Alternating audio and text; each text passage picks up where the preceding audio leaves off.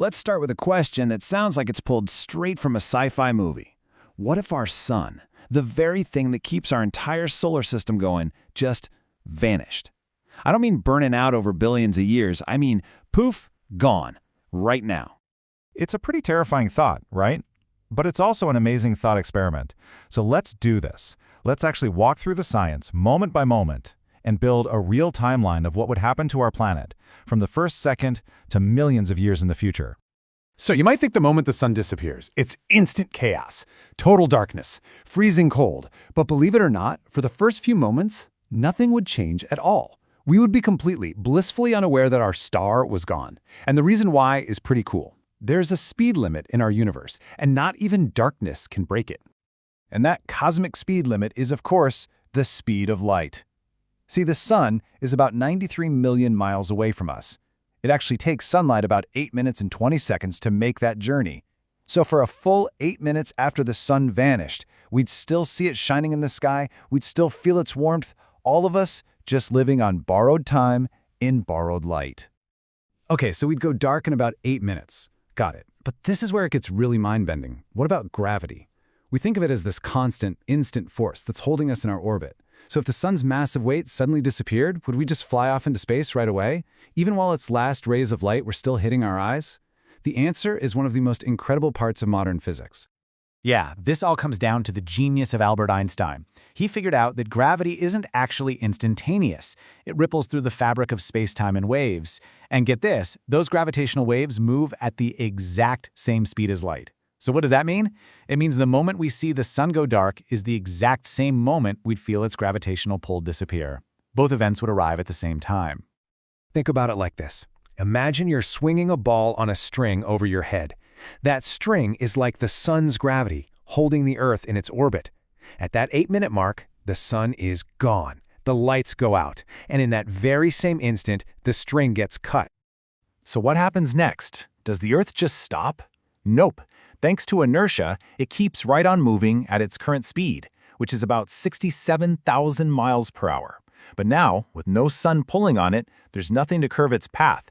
It would just fly off in a perfectly straight line, becoming a rogue planet, hurtling out into the cold, dark emptiness of interstellar space. So we're flying through space in total darkness. Does that mean we freeze instantly? Well, not quite.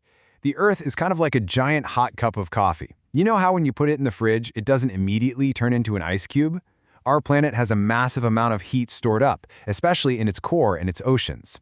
It would actually hold on to that warmth for a surprisingly long time.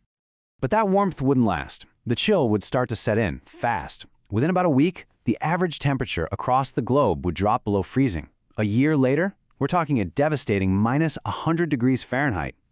The oceans would start to freeze from the top down, but that ice would ironically act like a blanket, insulating the deep water for thousands of years. But eventually, millions of years down the line, our planet would finally reach a stable, frigid temperature of about minus 400 degrees.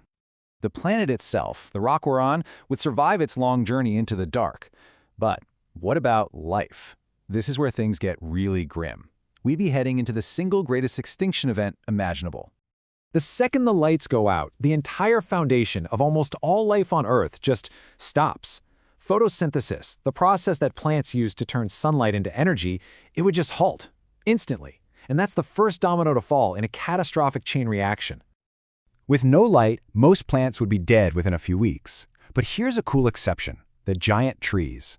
Thanks to their huge sugar reserves and really slow metabolisms, some of the biggest trees could actually survive for decades in the dark and cold, like these slumbering giants in a frozen, silent world. But once the smaller plants are gone, the whole food chain just unravels. Animals that eat plants would starve pretty quickly. The animals that eat them would follow. Scavengers might hang on for a bit longer, but in the end, the crushing cold and the total lack of food would get them too. The surface of the Earth would fall completely silent. So, is that it then? Game over for life on Earth? A total wipeout? Well, maybe not. Life is incredibly resilient. The question is, in a world without a sun, where could it possibly hide?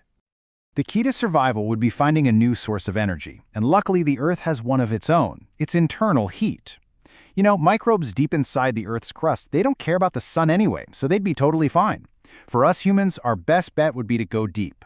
We could potentially survive in submarines near geothermal vents on the ocean floor, or maybe in special habitats powered by nuclear or geothermal energy. In fact, if you had to pick one place on the surface to try and build a long-term shelter, your best bet might just be Iceland. Right now, today, the country already heats 87% of its homes using geothermal energy from all that volcanic activity.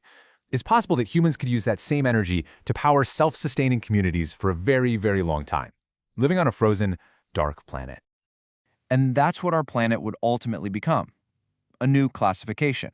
It would be a rogue planet, a cosmic orphan, untethered to any star, just wandering the galaxy alone, carrying the frozen remains of a world that was once full of life on a journey to nowhere. And that kind of brings us to the big takeaway here.